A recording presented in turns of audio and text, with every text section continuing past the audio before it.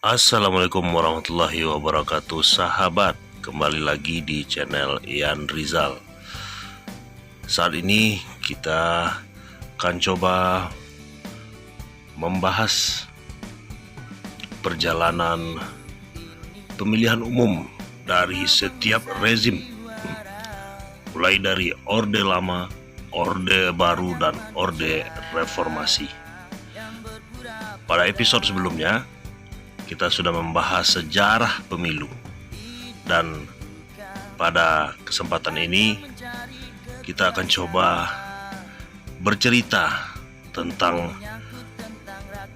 perjalanan pemilu dari setiap rezim penguasa atau yang sedang berkuasa di Republik ini, mulai dari Orde Lama, Orde Baru, dan Orde Reformasi. Penyelenggaraan pemilu dari rezim Orde Lama dan Orde Baru terus mengalami perubahan sistem, bongkar pasang undang-undang, tujuannya untuk kebaikan dan keterbukaan serta kualitas pemilu itu sendiri, sehingga suara rakyat yang berdasarkan kedaulatan rakyat tertampung secara proporsional dan dapat dipertanggungjawabkan. Perubahan sistem dari setiap orde pemilu ini mempunyai niat yang baik, namun pelaksanaan di setiap pemilu itu sendiri terus mengalami permasalahan-permasalahan yang selalu mengkebiri suara dari rakyat itu sendiri. Di zaman Orde Baru, kita dihadapkan proses pemilihannya hanya memilih partai saja. Setelah itu, partai diberikan kewenangan penuh untuk menentukan dan mendudukkan calon-calon legislatif di parlemen, mulai dari tingkat pusat sampai kepada tingkat daerah di kabupaten kota yang waktu itu dikenal dengan tingkat 1 dan tingkat 2.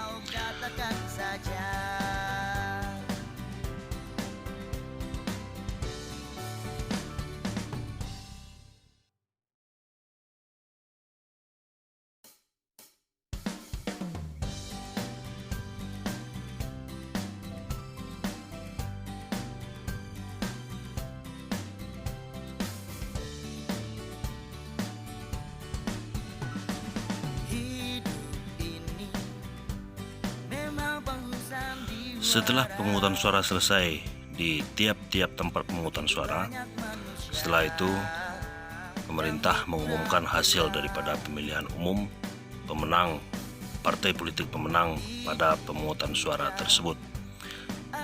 Setelah pengumuman partai pemenang di pemilu Orde Baru ketika itu, rakyat hanya diperlihatkan hasil anggota legislatif yang ditunjuk oleh partai peserta pemilu tersebut. Dengan praktek seperti itu, pemilu Orde Baru kerap dituding tidak demokratis, sehingga setelah reformasi 1998, sistem pemilu melalui undang-undang dirubah dengan harapan agar lebih demokratis dan rakyat pun diberikan hak suara untuk menentukan wakilnya masing-masing, mulai dari anggota legislatif di DPR RI sampai dengan anggota legislatif di DPRD kabupaten kota.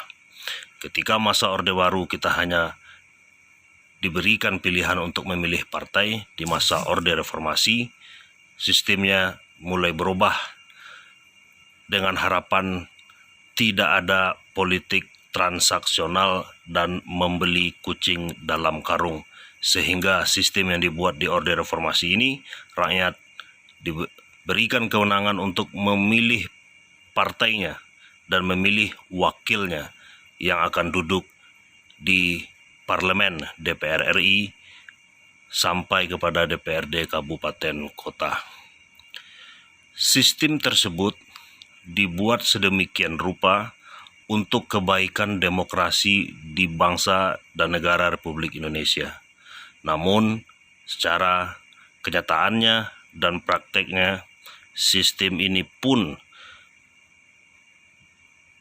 tidak berjalan baik-baik saja, namun menimbulkan permasalahan baru.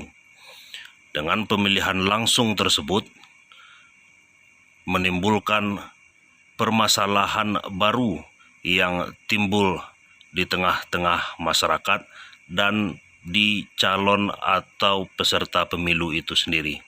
Sistem seperti ini di dalam prakteknya menimbulkan biaya politik yang besar. Dan biaya politik yang besar ini merupakan cikal bakal korupsi, kolusi, nepotisme di dalam pemerintahan. Dan pemerintahan tersebut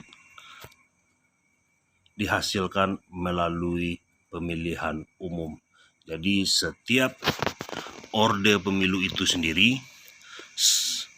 sistem yang dirancang sedemikian rupa yang diharapkan bisa menaikkan sistem demokrasi, namun memunculkan permasalahan yang baru, yaitu munculnya kekuatan uang di dalam setiap pemilihan umum. Sehingga pemilihan umum pasca Orde Baru atau dalam Orde Reformasi ini disangsikan peserta pemilu, calon legislatif yang terpilih terukur integritasnya karena melalui proses yang buruk yang syarat dengan transaksional antara si peserta pemilu dengan rakyat yang punya hak suara. Permasalahan-permasalahan ini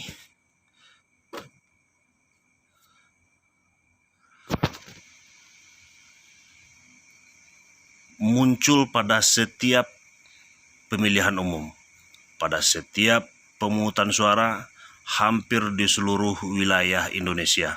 Penyelenggara pemilu, dalam hal ini Badan Pengawas Pemilu, dibuat seolah-olah tidak berdaya menghadapi atau menghabisi politik uang tersebut. Sehingga kualitas peserta pemilu di zaman Orde Reformasi ini dipertanyakan karena setiap peserta pemilu yang akan mendapatkan dukungan dari masyarakat hanya bermodal popularitas dan tas. Jika kita flashback kepada zaman Orde Baru, kita hanya diperbolehkan memilih partai, dan partailah yang punya kewenangan mendudukkan para calon legislatif mulai dari pusat sampai ke daerah. Ini diisi oleh orang-orang yang mempunyai kualitas dan memahami permasalahan-permasalahan dan tata kelola pemerintahan. Dan permasalahan besar terjadi di pemilihan umum terbuka yang kita anggap inilah yang paling demokratis saat ini adalah